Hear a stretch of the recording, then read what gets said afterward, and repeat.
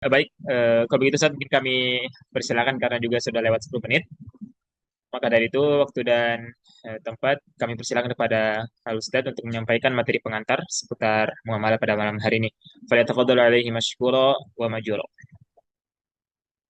Baik, syukran barakallahu fikum eh, atas kesempatan yang diberikan pada malam hari ini. Bismillahirrahmanirrahim. Alhamdulillah wassalatu wassalamu ala Rasulillah wa ala alihi wa sahbihi wa mawala ma ba'd. Pemirsa sekalian, insya Allah semoga semuanya diberikan kesehatan dan diberikan keberkahan oleh Allah Subhanahu wa taala. Sebagaimana tadi yang disampaikan oleh moderator kita bahwa insya Allah pada kesempatan kali ini kita akan kembali membahas terkait dengan hukum waris dalam Islam.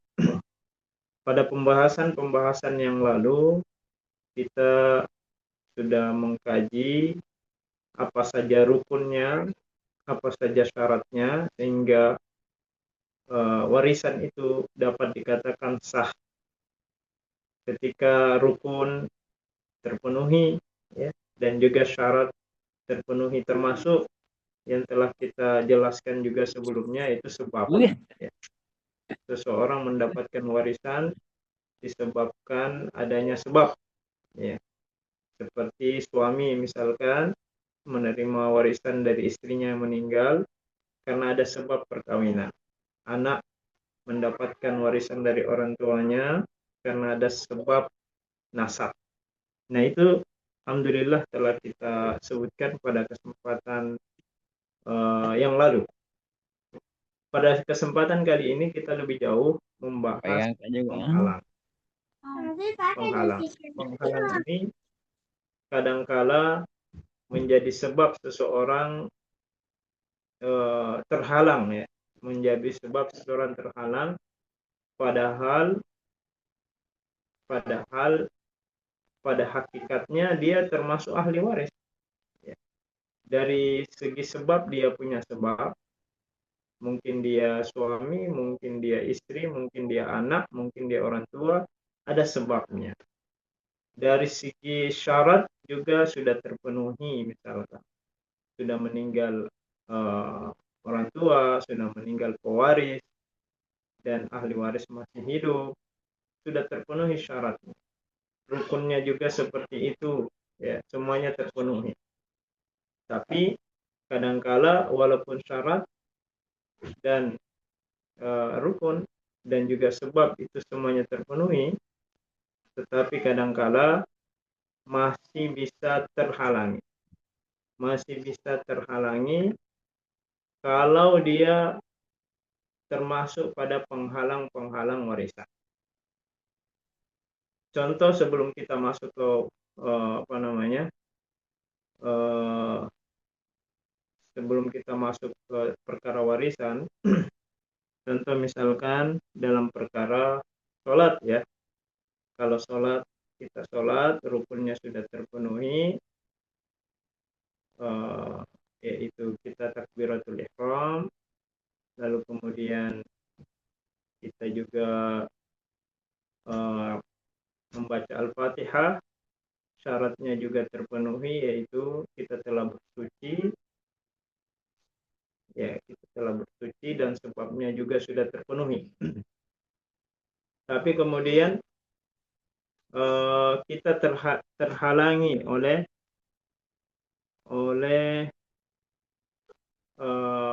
adanya penghalang-penghalang, sholat kita dianggap sah, ya. Sholat kita dianggap sah, misalkan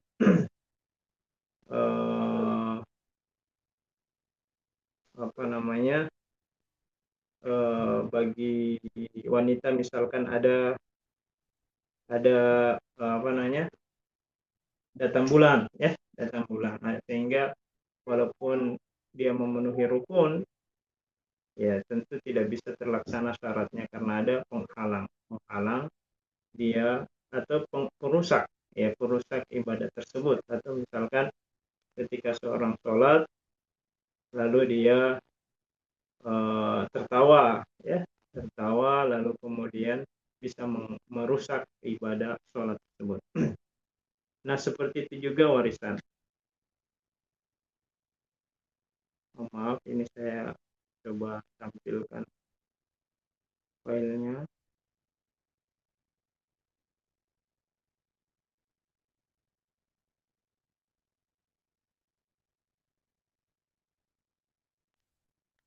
Ya, seperti itu juga dalam warisan. Walaupun syaratnya terpenuhi, rukunnya terpenuhi, namun kadangkala ada yang menyebabkan seorang terhalang. Apa saja penghalang-penghalang warisan itu? Ulama menyepakati ada 3 hal. Ada 3 hal seseorang bisa dikatakan terhalang dalam menerima warisan. Apa itu? Ya, yang pertama adalah karena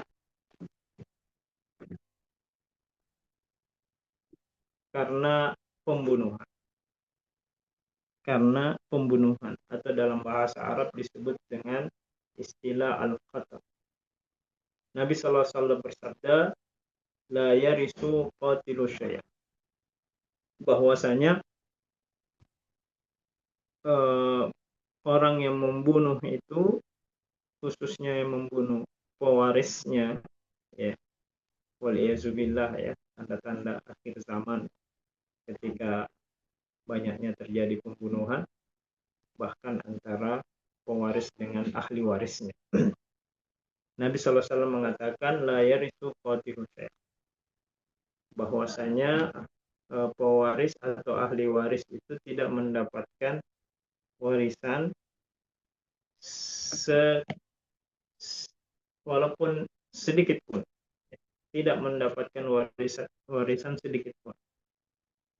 Ya, jadi di sini disebutkan sifat al-qatal, sifat al-qatil, yaitu membunuh. Ya, walaupun dia sebagai anak yang punya sebab, dia kemudian syarat terpenuhi sebagaimana tadi yang kita katakan, tetapi karena dia melakukan satu perbuatan sifat, ya, sebuah perbuatan yaitu sifat pembunuhan, maka hal inilah yang menghalangi dia mendapatkan warisan.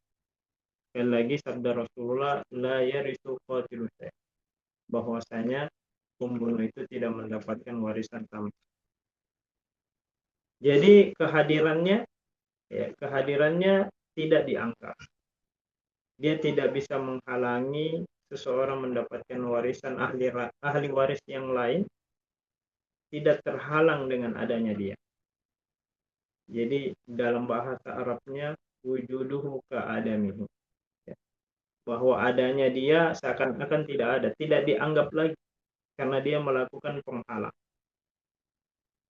Dia melakukan satu penghalang, walaupun dia ada, dia masih hidup, tetapi dia tidak dianggap. Ya, kenapa? Karena dia punya penghalang. Ya, jadi ini sejalan dengan kaidah fikih yang mengatakan man istajala qabla awanihi uqiba bi hirmani. Barang siapa yang tergesa-gesa untuk mendapatkan sesuatu, uqiba bi hirmani, bisa membuat dia terhalangi mendapatkan halangan, ya, dari untuk mendapatkan kalau dia tergesa-gesa untuk mendapat padahal belum waktunya. Ya, barang siapa yang tergesa-gesa untuk mendapatkan sesuatu maka bisa dihukumi dia terhalangi terhadap sesuatu tersebut. Ya, sama dengan seseorang ahli waris yang mungkin ingin segera mendapatkan harta padahal orang tuanya masih hidup, ya, sehingga dia melakukan satu hal perkara yang yang dilarang dalam syariat, merupakan dosa yang sangat besar, yaitu membunuh, apalagi yang dibunuh adalah warisnya, maka orang seperti ini ketika terbukti, ya, maka dia terhalang, tidak mendapatkan warisan sama. Baik, pemirsa sekalian, itu yang pertama. Ya, sekuat apapun posisi dia dalam ahli waris, tetapi kalau dia memiliki sifat-sifat yang kita sebutkan ini, maka dia terhalang. Dia tidak lagi menjadi ahli waris dan warisannya dialihkan kepada ahli waris yang lainnya.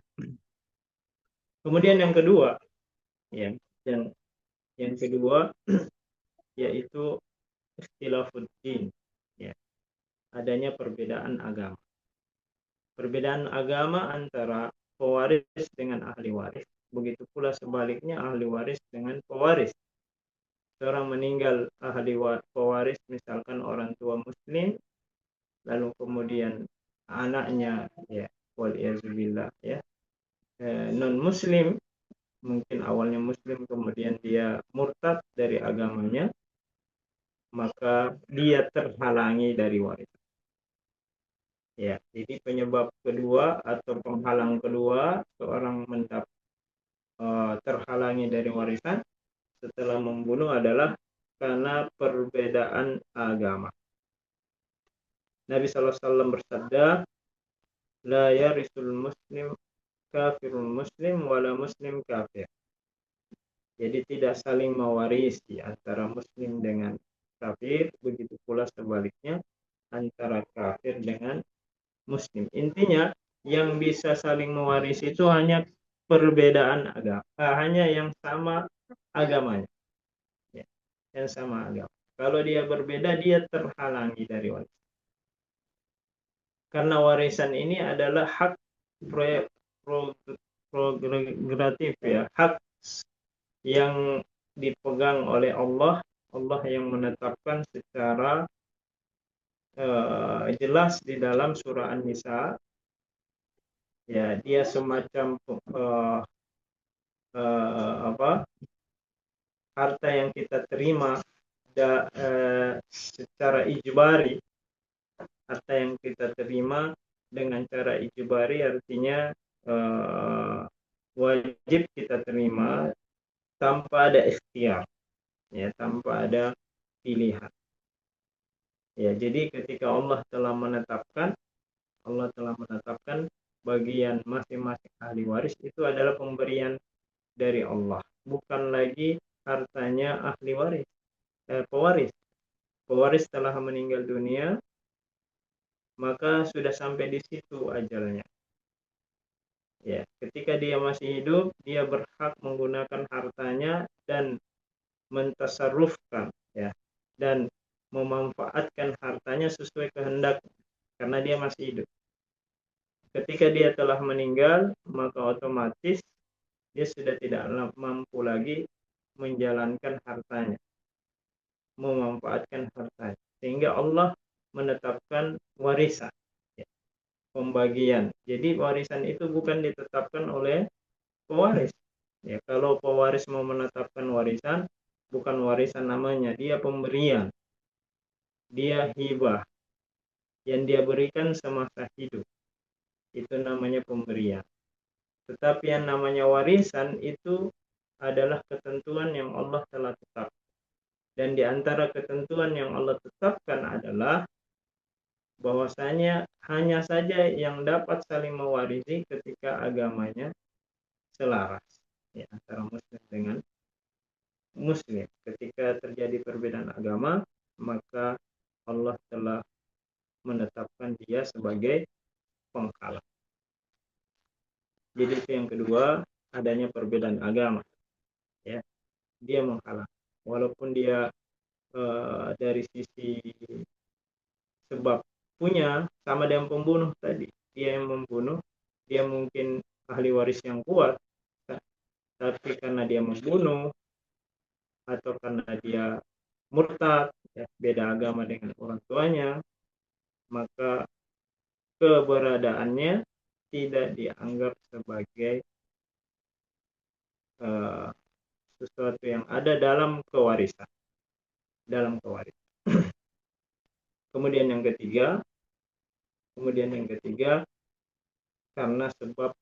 karena penghalang yang ketiga adalah budak, ya, perbudak. ketika seseorang menjadi budak.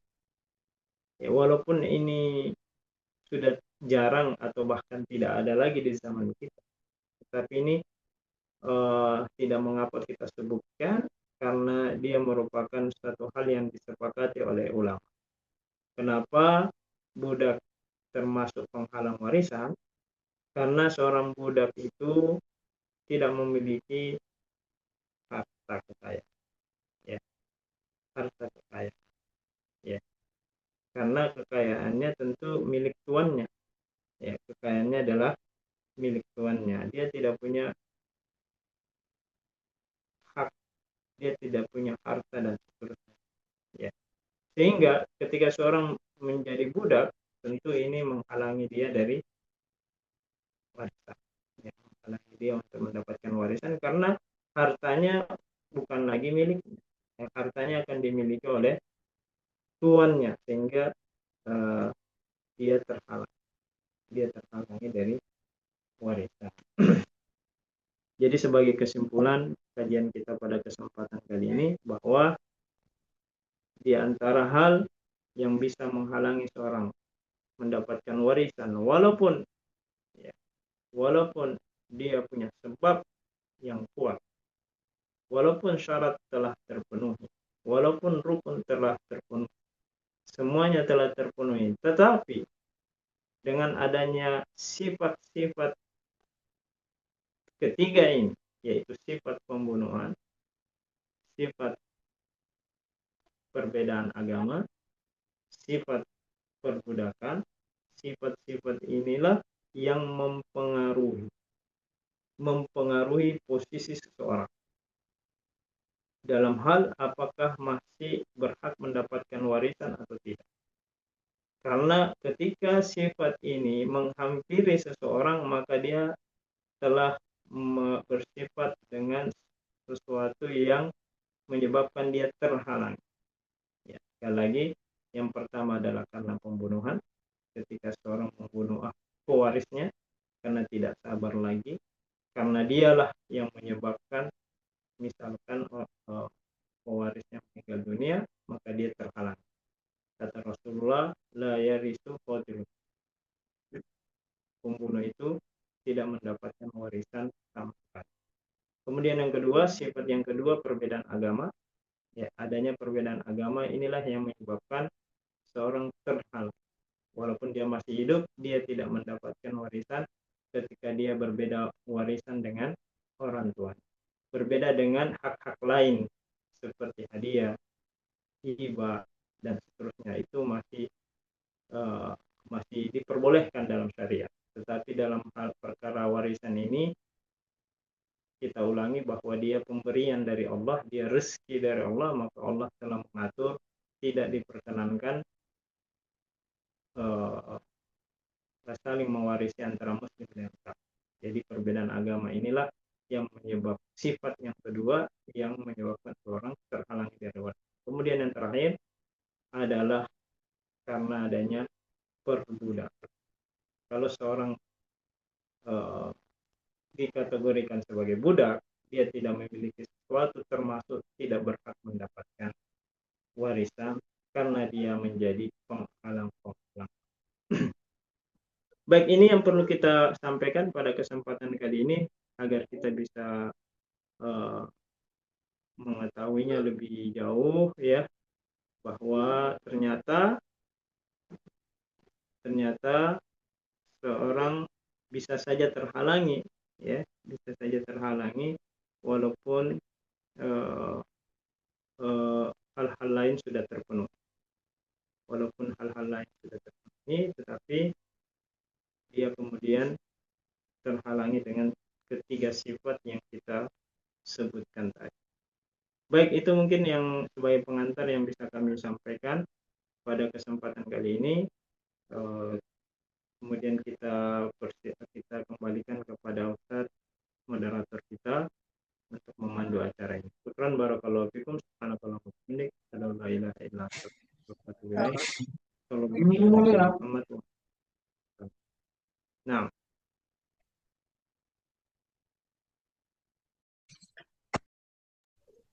Baik, Masya Allah, demikian materi pengantar kita pada malam hari ini. Masya Allah, materi pengantar tentang penghalang-penghalang waris.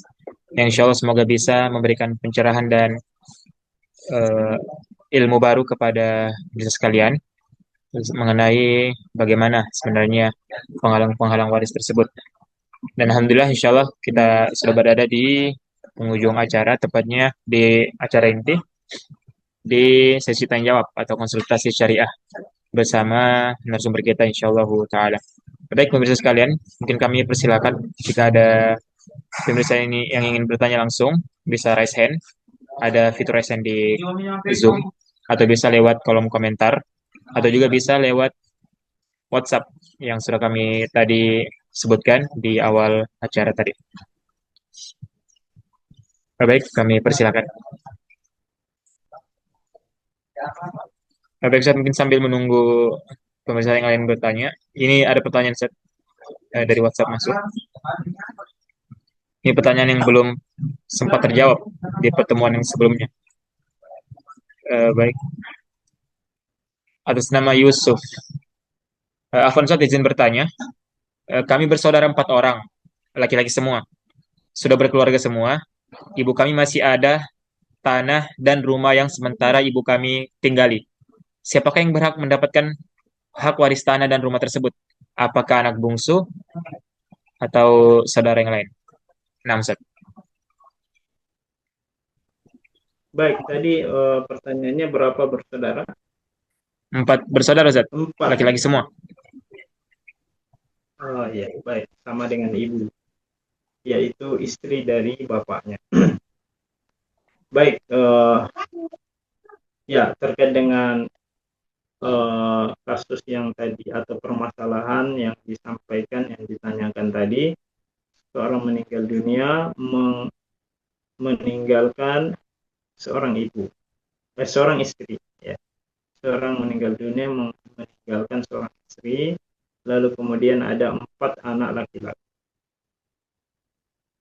Jadi biasanya memang di masyarakat kita Indonesia ini, di Indonesia ini ketimuran merasa tabu dengan warisan.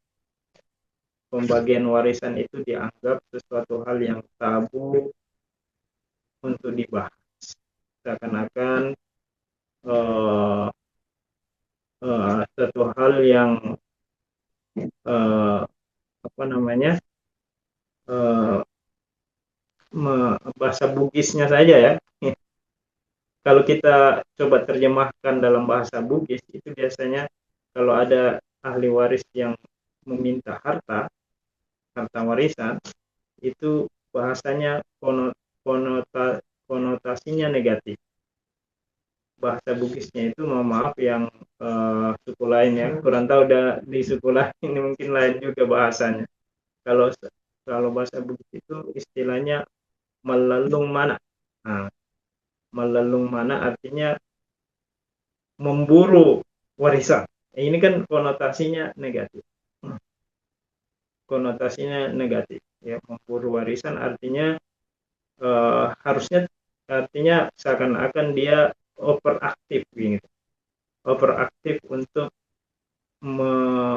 meminta mencari warisan, padahal mungkin yang dia cari itu haknya sendiri. Haknya sendiri. Ya, dari segi istilah saja sudah negatif. Ya. Sekali lagi ini tentu karena memang budaya kita saling menghargai satu sama lain, menghormati, dan itu saya kira bagus ya. Itu secara hal yang positif, tetapi tentu tidak boleh dipertentangkan dengan mencari hak, menunaikan kewajiban. Ya, kadang kita benturkan antara sikap hormat, sikap sikap menghargai dengan merelakan hak. Ya. Jadi kalau seseorang menuntut haknya itu sebenarnya bukan suatu hal yang tidak hormat, ya, tetapi suatu hal yang wajar saja. Cuma tentu perlu dijalankan dengan baik, apalagi kepada orang tua, apalagi kepada ibu sendiri, tentu harus disampaikan dengan hikmah, ya, dengan sebaik-baiknya agar tidak terjadi kesalahpahaman. Tentu kita sangat menghargai orang tua, apalagi ibu. Ya, ibu adalah orang tua yang patut kita atau wajib kita hargai 3 kali lebih lebih tinggi daripada kedudukan bapak. Ya, 3 kali Rasulullah SAW mengatakan, berbaktilah kepada ibumu sebelum bapak. Kita wajib berbakti. Ya, tetapi bagaimana kaitannya kalau kita uh, persinggungkan dengan warisan? Ketika seorang meninggal, lalu misalkan ada harta yang ditinggalkan bapak, ya, lalu ternyata harta ini belum dibagi, ya, karena rasa hormat, ya, kepada ibu, rasa hormat kepada ibu, takut kualat kepada ibu, dan seterusnya. Itu segala suatu hal yang positif.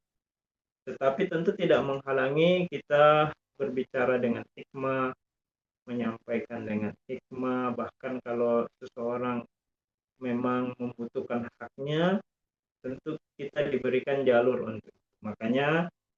Makanya Islam mengatur berapa hak istri dan juga sekaligus ibu anak-anak. Ya, berapa haknya sebenarnya? Ya, berapa haknya sebenarnya dan berapa haknya anak-anak sebenarnya? Itu dengan jelas Al-Quran menetapkan. Al-Quran menetapkan. Walaupun nanti eksekusinya bisa saja kemudian terjadi kerelaan-kerelaan, misalkan anak-anak kemudian tetap memberikan hormat kepada ibu, berbakti kepada ibu, kemudian merelakan haknya. Itu urusan kedua. Urusan pertama memang perlu diperjelas hak-hak, perlu diperjelas bagian-bagiannya. Adapun nanti eksekusinya itu urusan kedua sekali lagi. Jadi ketika seorang suami misalkan meninggal dunia, meninggalkan ibu, istri, dan 4 anak laki-laki, tentu bagiannya secara fikih, secara aturan dalam hukum Islam, ibu ini bagiannya 1/8. 1/8 dari mana? Dari hartanya suami. Karena kenapa 1/8? Karena ada anaknya. Dalam Al-Quran surah An-Nisa ayat 12. Di situ sangat jelas dikatakan ketika suami meninggal maka istri mendapatkan 1/8 jika suami yang meninggal punya anak. Ya, tapi tentu sebelum dibagi harta warisan perlu dipilah dulu, ya. Perlu dipilah dulu, jangan sampai haknya ibu ini juga dibagi padahal beliau masih hidup. Jadi yang kita bagi adalah hartanya bapak yang setelah meninggal, bukan hartanya ibu. Hartanya ibu masih hidup, belum bisa dibagi. Yang bisa dibagi syaratnya terpenuhi adalah bapak yang telah meninggal. Ya, sehingga ketika ada hartanya yang bercampur, maka dipisahkan terlebih dahulu. Mana harta ibu, mana harta bapak. Tentu pemisahannya ini secara kuantitatif saja, walaupun mungkin rumahnya masih utuh, tetapi kita menghitung-hitung hak, ya. Kita menghitung-hitung, misalkan ada rumah yang dimiliki secara bersama, tentu rumahnya tidak bisa dibagi dua, tidak bisa dipisahkan antara mana punyanya ibu, mana punyanya bapak, ya. Tetapi setidaknya sudah ditahu nominalnya, bahwa haknya ibu dalam rumah ini sekian persen, seperti itu. Jadi setelah dipisahkan hartanya bapak, hartanya ibu sebagai suami istri, lalu harta murni daripada bapak ini, yaitu suami dari ibu itu, inilah yang dibagi. Nah, inilah yang dibagi. Bagaimana pembagiannya? Ya, tadi kan pertanyaannya ada rumah, ada tanah, dan seterusnya. Itu semua dinilai dalam rupiah, ya. Bagaimana cara menilainya? Dengan cara ditaksir kalau belum mau dijual. Ya kalau dijual kan jelas harganya berapa. Tapi kalau tanah dan rumah ini biasanya sulit, nggak bisa langsung laku ya, butuh waktu berapa lama untuk laku. Ya maka cara termudah adalah ditaksir, ya, ditaksir berapa harganya, berapa harga pasarannya, berapa harga rumahnya, berapa harga tanahnya, dan berapa harga harta-harta yang lainnya diakumulasikan, ditotalkan dengan catatan haknya ibu, hartanya ibu tidak dihitung. Ya, kalau ternyata rumah itu masih milik bersama, ya dipisahkan terlebih dahulu, diidentifikasi terlebih dahulu berapa haknya ibu sebenarnya dalam rumah ini, harta bersama. Anggaplah 50-50. Anggaplah seperti itu. 50 bagian bapak, 50 bagian ibu dalam rumah yang dimiliki bersama itu. Nah, kalau kita setelah memetakan seperti itu, berarti bapak yang meninggal itu punya saham di rumah ini 50%. Ya, berarti harga rumahnya 1 miliar misalkan, berarti bapak punya 500 juta hartanya dalam rumah itu. Ya, berarti yang 500 itu yang dibagi kepada istri seperdelapan. Jadi 500 bagi 8 berapa? Itulah miliknya ibu. Jadi 500 juta yang haknya ibu ditambah seperdelapan. Ditambah seperdelapan dari hartanya suaminya. Ya. Sisanya itu 7/8, itulah yang dibagi kepada anak-anak. Nah, dari sini kan bisa ketahuan ya, dari sekian banyak harta yang dimiliki, berapa persentase sebenarnya hartanya ibu, berapa persentase hartanya anak-anak, sisanya 7/8 ini dibagi 4. Nah, sudah ketahuan. Sehingga kalau ternyata ada di antara anak misalkan sudah sangat butuh dengan dana ya, misalkan dia juga belum punya rumah, misalkan, maka bisa jadi uh, dengan apa, keputusan keluarga misalkan, supaya dia mendapatkan haknya, saudara lain membayarkan, ya, sehingga saudara yang membayarkan itu dia punya hak lebih besar dari rumah itu, ya, karena dia keluarkan uangnya semacam kompensasi, ya. Misalkan salah satu di antara anaknya ini sudah sangat butuh rumah, sedangkan rumahnya belum laku pun, ya. Maka apa yang bisa dilakukan? Salah satu saudaranya membantu misalkan, ya, berikan uangnya sebagai kompensasi, kompensasi kepada saudara yang satunya, sehingga dia bisa membeli kebutuhannya, dia bisa menerima haknya, ya. Sehingga saudara yang membantu ini, yang memberikan bantuannya ini, dia memiliki hak lebih besar dari rumah itu karena sudah keluar dananya. Nah, seperti itulah teknisnya. Teknisnya bisa disiasati dengan sedemikian rupa, yang jelasnya pada intinya adalah bagaimana menentukan porsi bagian antara setiap ahli waris yang ada. Dengan sekali lagi kembali bagaimana cara kita menyampaikan dengan hikmah, khususnya kepada ibu yang masih hidup, masih bersama kita, yang wajib kita berbakti kepadanya. Tetapi di sisi lain ada hak yang perlu disalurkan sesuai dengan kesepakatan di antara kita. Wallahu a'lam.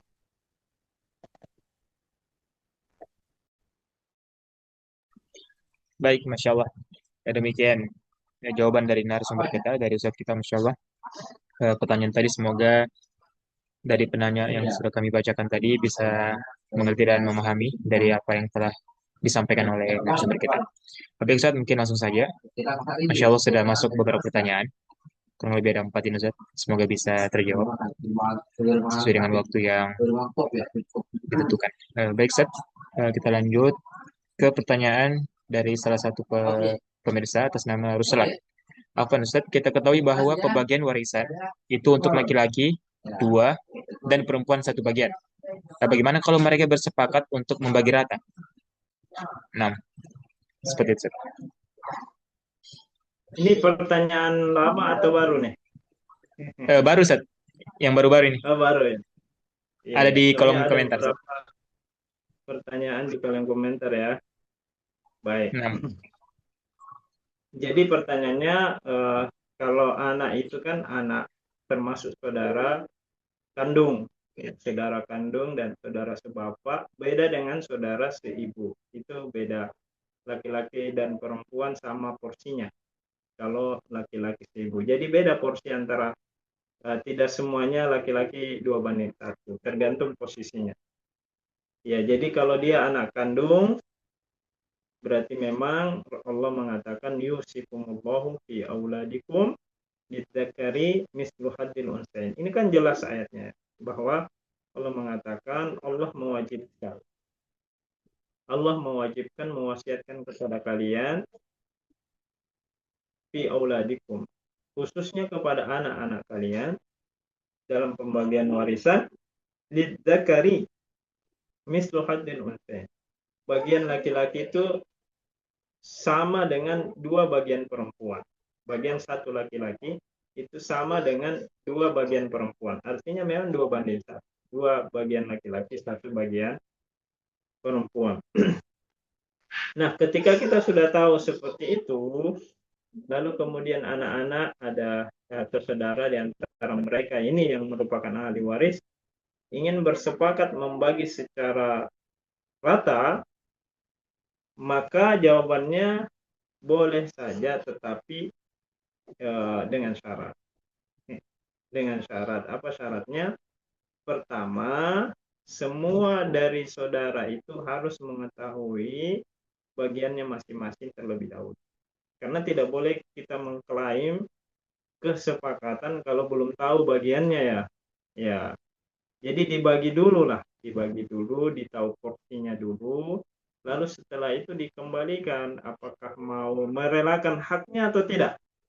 Bukan langsung mengatakan kita mau bagi rata, padahal walaupun nanti ujung-ujungnya sama hasilnya kan, sama hasilnya. Cuma alangkah lebih baiknya kita menjalankan dulu ayat ini mengatakan bahwa Allah mewasiatkan kepada kalian bagi anak laki-laki 2, bagi anak perempuan 1, 2:1. Nah, seperti itu pembagiannya Allah.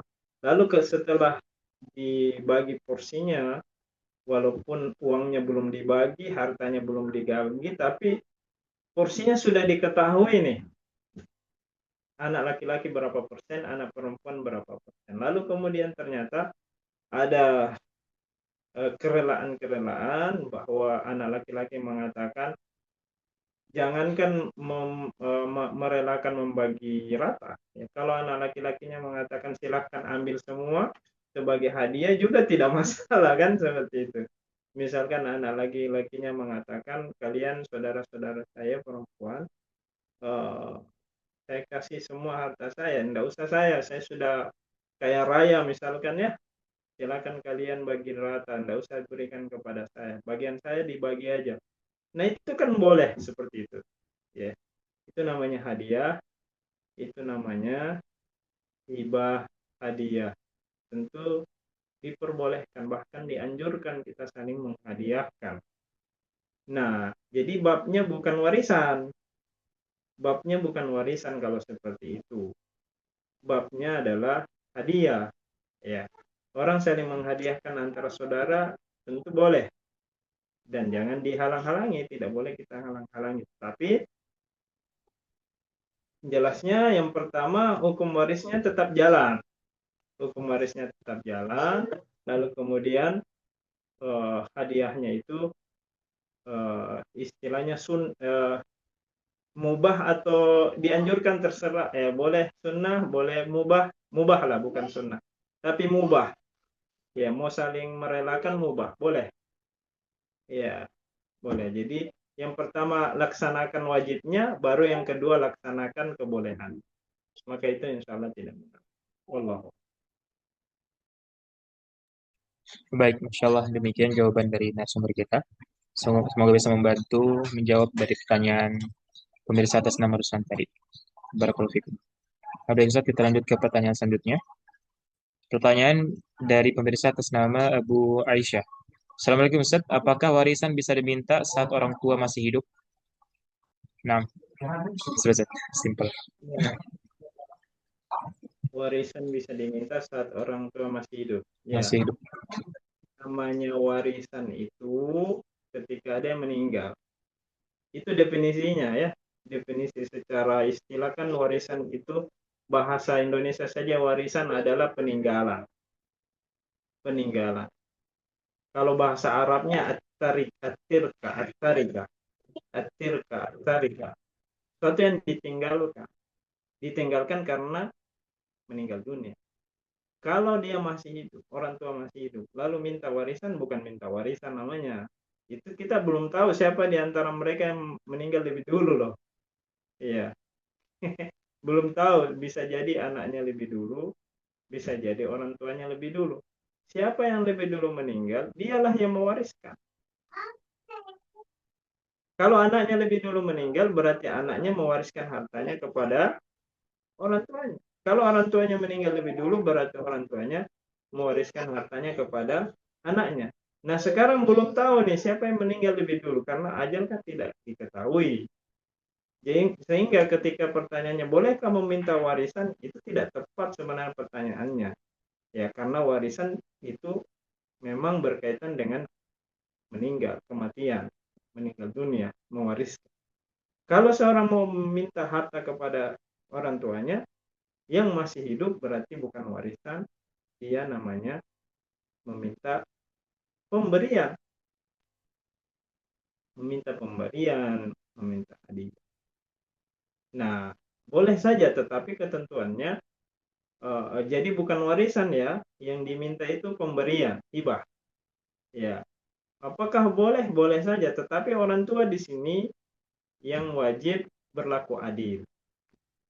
Ya, orang tua di sini wajib berlaku adil kepada semua anak-anaknya. Kalau ada satu yang diberikan hibah, yang lain juga pun diberikan hibah secara Allah. Masya Allah, baik. Demikian jawaban dari narasumber kita. Semoga bisa membantu menjawab pertanyaan dari pemirsa sekalian. Nah, baik, kita lanjut ke pertanyaan selanjutnya. Dari pemirsa atas nama Sadang, Masya Allah ya, dari Marwali. Afonsat bertanya, kami tiga bersaudara, tapi anak pertama beda bapak dan anak kedua dan ketiga itu dari bapak sambung. Dan sekarang ibu sudah meninggal. Pertanyaannya, apakah harus dibagi tiga warisan tersebut? 6 set, kami persilakan. Baik, ini pertanyaan yang menarik ya. Siap. Jadi ceritanya ibunya menikah 2 kali. Ya, seperti itu. Jadi ada bapak sambungnya ya tadi ya. 6 set, iya, Ada tiga bapak. bersaudara. Ya, biar bapak. Ya, berarti bapak ada laki-laki menikahi ibu-ibunya, lalu kemudian menghasilkan keturunan juga. Nah, Jadi pertanyaannya bagaimana cara pembagiannya? Nah, disinilah pentingnya mengidentifikasi harta. Penting untuk mengidentifikasi harta. Pertanyaannya, harta siapa yang ingin dibagi? Kalau melihat dari pertanyaan ini, mendengar dari pertanyaan ini, tentu yang dimaksud adalah harta ibu. Ya, mungkin juga yang dimaksud harta bapak. Mungkin juga. Ya. Jadi jadi pembagian warisan itu tidak mesti menunggu kedua-duanya meninggal dunia dulu. Ya, siapa yang dulu meninggal dunia, dialah yang akan mewariskan harta. Ya, jadi begini. Jadi seorang ibu menikah sama laki-laki. Ada anaknya, ya.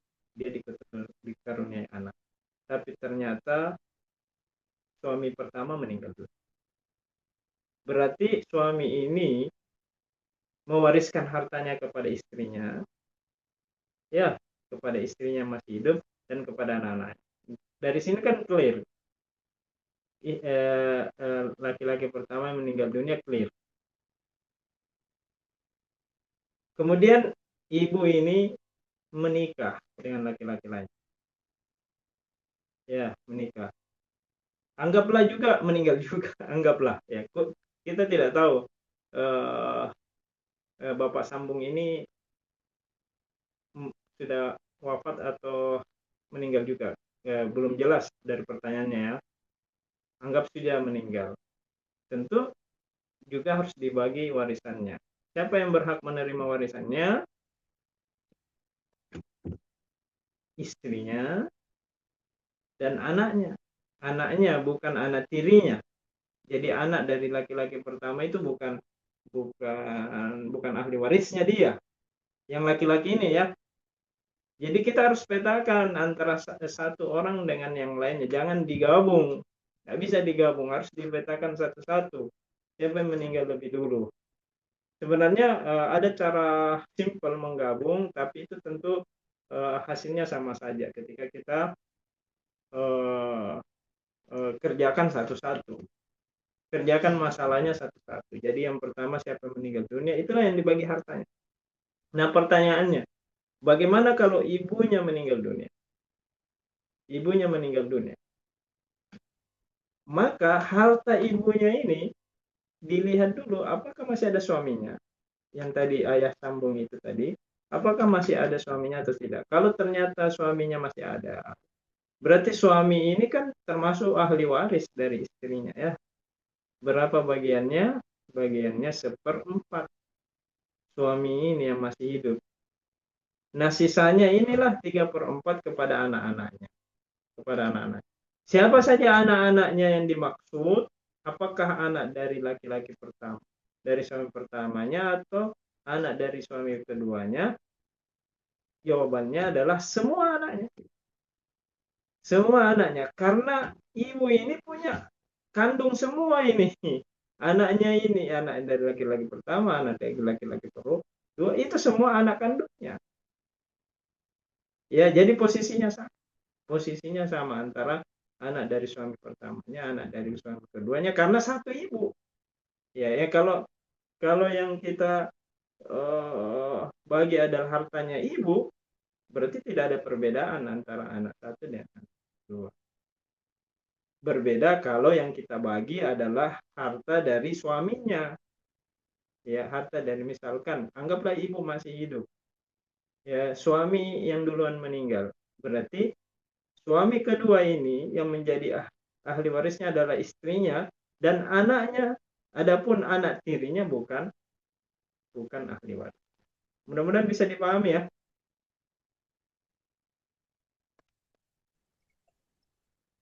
Iya, mudah-mudahan bisa dipahami. Minggu Itu depan juga berapa? yang kami jelaskan. Kalau ada tanggapan langsung boleh. Baik, Namsat. Baik, mungkin kami kembali takit atau kembali menanyakan ulang kepada ini pemirsa Islam Sadang Marawali. Sekiranya mungkin masih belum dipahami atau masih kurang dimengerti, bisa di raise hand atau diaktifkan mic. Kan ini termasuk pertanyaan yang mungkin masih tergolong ini ya, pertanyaan baru seperti itu dan menarik. Kami persilakan. Tidak ada mungkin kami rasa mungkin sudah dipahami dari pemirsa Islam Sadang. Pada itu mungkin kami lanjut ke pertanyaan Jadi selanjutnya. kesimpulannya, saya Langsung, kasih silakan. kesimpulannya adalah kita harus identifikasi harta dan siapa yang meninggal, kita bagi sesuai dengan ahli waris. Begitu saja simpelnya. Ya, ya agak susah kalau mau dicampur adukkan harta seseorang. Ya, jadi kita bagi sesuai dengan hartanya tadi. Baik, insyaallah. Semoga dari penanya tadi bisa memahami dari apa yang sudah dijawab oleh narasumber kita. Baik, kita lanjut ke pertanyaan selanjutnya. Mungkin, insya Allah mungkin satu atau dua pertanyaan terakhir sebelum dari Alimudin SPD. Afwan Ustaz, ada kasus seorang nenek yang sudah tidak memiliki suami dan juga tidak memiliki anak memberikan sebidang tanah kepada salah satu cucu dari saudara perempuannya. Namun sepeninggal nenek tersebut, sepeninggal nenek tersebut, beberapa cucunya tidak sepakat dan merasa berhak atas tanah tersebut. Bagaimana solusinya, Ustaz, mengenai kasus seperti ini? Baik. Jadi ini permasalahan nenek ya yang belum menikah mungkin ya. Ya, yang tidak Jadi memiliki suami. cucunya ini dari saudara, cucu bukan cucu langsung, cucu dari saudara mungkin seperti itu. Iya, Ustaz, cucu dari Dia saudara punya perempuannya. saudara, iya kayak gitu. Jadi jadi perlu diketahui siapa ahli waris dari nenek. Ahli warisnya itu tentu saudara-saudaranya. Karena dia tidak menikah berarti ada anaknya. Ya, tidak ada anaknya berarti yang menjadi ahli waris adalah saudara-saudarinya. Ini perlu diidentifikasi siapa saudara-saudarinya. Itulah ahli waris. Saudara-saudarinya ini tidak berhak mendapatkan wasiat karena dia menjadi ahli waris. Ya, karena ahli waris itu tidak berhak mendapatkan wasiat. Jadi yang menjadi ahli warisnya adalah saudara-saudarinya. Permasalahannya adalah ketika dia masih hidup, dia memberikan hadiah kepada salah satu dari cucu kemanakan lah istilah. Harusnya dia cucu kemanakan, mungkin istilah baru ya. Artinya cucu dari saudarinya. Ya. Apakah boleh hal itu? Jadi memang yang dituntut berlaku adil itu memang orang tua kepada anak-anak. Anak langsungnya maksudnya. Anak keturunannya. Adapun kemanakan, kemudian apalagi cucu dari kemanakan, anak dari kemanakan maksudnya eh, tentu sebagian ulama mengatakan itu tidak termasuk larangan hadis yang yang mewajibkan seorang orang tua berlaku adil kepada anaknya karena itu bukan anaknya pada hakikat. Jadi dia pada dasarnya orang ini boleh memberikan uh, hadiah kepada siapapun, baik itu tetangganya, bahkan keluarganya dan seterusnya. Dia punya hak untuk itu. Ya karena tapi tentu akan lebih bijak kalau dia tidak membeda-bedakan kemenakannya. Tapi agak susah lah ya, susah seperti itu. Yang jelasnya yang wajib diberikan apa di wajib untuk berlaku adil adalah seorang orang tua kepada anak-anak. Nah, jadi pemberian ini sah kalau diberikan semasa hidup dan langsung diserah terima. Artinya langsung diberikan. Ya, jadi ada pemberian, ada serah terima, itu namanya pemberian. Berbeda kalau sifatnya wasiat. Wasiat itu mengatakan nanti kalau saya telah meninggal. Itu namanya wasiat.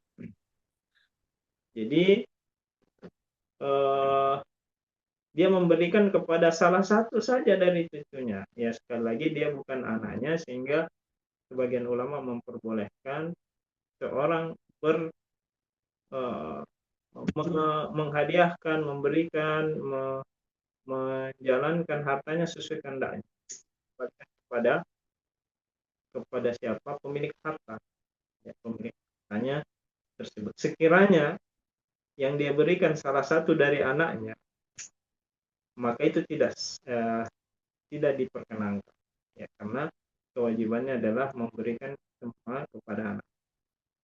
Nah, permasalahannya adalah apa? Kemenakan-kemenakan lain itu tidak menganggap pemberian itu ya. Begitu pertanyaannya ya. Ya mempermasalahkanlah. Maka tentu ini perlu didudukkan ya.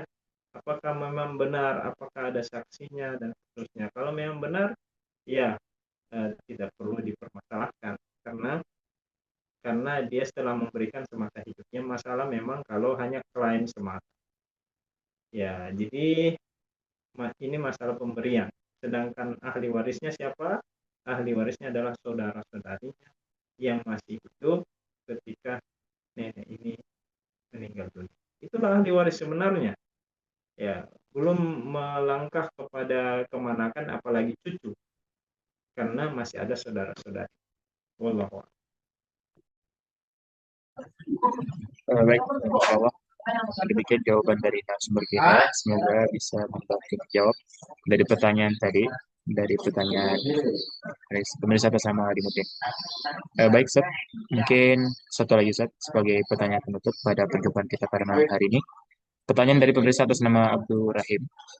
Bagaimana kalau ada di antara saudara paling berjasa, maksudnya bagaimana kalau ada di antara saudara paling berjasa dalam memperoleh harta orang tua? Apakah tetap dibagi sesuai tuntutan syariah? Nah, Ustaz. Iya, pembagian warisan tidak ditentukan paling berjasa. Ya, bukan itu indikatornya. Warisan itu indikatornya adalah dia ahli waris atau bukan. Nah, dan sudah ada ketentuannya. Apakah dia paling berjasa atau tidak paling berjasa? Intinya yang penting selama dia tidak membunuh, nah itu yang tidak boleh diberikan warisan. Ya, selama dia tidak ada penghalangnya, maka haknya sama, yaitu menjadi ahli waris. Jadi kedekatan kepada pewarisnya, paling berjasa kepada pewarisnya, itu bukan ukuran.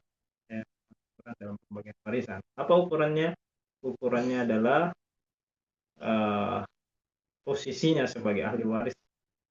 Apakah dia punya hak atau tidak? Ya. Kalau dia punya hak, diberikan sesuai porsinya, ya, tanpa ada perbedaan antara satu dengan yang lainnya. Jadi pembagian warisan ini bukan bukan semau hawa nafsu seseorang, tidak. Karena dia bukan lagi milik pewaris, ya. Dia adalah ketentuan Allah. Ketentuan Allah. Makanya Allah mengatakan dalam surah An-Nisa, aba'ukum wa abna'ukum la tadruna ayyuhum aqrabu lakum naf'a. Ya. Bahwasanya anak-anak kalian, orang-orang tua kalian, kalian tidak tahu yang mana yang paling bermanfaat nanti. Boleh jadi yang tadinya kita anggap tidak bermanfaat, ternyata dia lebih bermanfaat. Ya, makanya tidak perlu di beda-bedakan. Diberikan saja sesuai haknya, kita tidak tahu. Siapa tahu ternyata anak yang tadinya dianggap kurang berbakti ini ternyata setelah meninggal dialah yang paling berbakti. Ya, kita kan tidak tahu seperti itu. Makanya karena ini urusan Allah, maka kita jalankan sesuai perintah Allah. Baik, Masya Allah. Demikian jawaban dari narasumber kita, dari Ustadz kita, atau dari pemateri kita. Masya Allah, semoga bisa membantu menjawab pertanyaan dari pemirsa tadi atas nama Abdul Rahim. Dan Alhamdulillah, tadi pertanyaan dari Saudara Abdul Rahim itu sebagai pertanyaan penutup kita pada perjumpaan kita pada malam hari ini. Maka dari itu, kami ucapkan jazakumullah khairan kepada seluruh pemirsa yang telah hadir dari awal sampai akhir acara. Dan juga kami minta maaf, mohon maaf sebesar-besarnya kepada pemirsa yang masih belum sempat pertanyaannya kami jawab. Dan insya Allah kami akan simpan dan kami akan jawab kembali di pertemuan selanjutnya, di konsultasi syariah yang akan datang. Insya Allah pada malam hari ini banyak sekali faedah yang kita dapat, apatah lagi seputar masalah penghalang-penghalang waris. Dan insya Allah semoga bisa menjadi materi dan juga semoga bisa menjadi ilmu bagi kita agar kita bisa menerapkan ke kehidupan sehari-hari kita, apalagi masalah ini adalah masalah yang sangat penting dalam kehidupan kita di dunia ini. Baik, Seth, mungkin kita tutup pertemuan kita pada malam hari ini. Jazakumullah khairan seluruhnya pemirsa kalian yang sudah hadir. Dan jangan lupa konsultasi akan senantiasa hadir di Senin sampai Jumat jam 9 sampai jam 10 malam waktu Indonesia bagian tengah. Dan semoga pemirsa tetap terus mengambil manfaat dan faedah dari asatidzah kita di Dewan Syariah Wadah Islamiyah. Enam, kami juga ucapkan syukuran jazakallahu khairan kepada pemateri kita, Al-Ustadz Hendra Wijaya dan Syekh Hafidhullah yang telah memaparkan materi pengantar dan juga menjawab, Masya Allah, pertanyaan-pertanyaan dari pemirsa sekalian yang sangat ringkas dan juga sangat kami mengerti sebagai kalangan-kalangan yang masih belum terlalu paham tentang warisan. Namsat, semoga Allah menjaga antum, melindungi antum dan memberikan antum kesehatan dan keluarga, dan apa yang antum sampaikan semoga menjadi pemberat amal kebaikan Ustadz kita di akhirat kelak. Amin.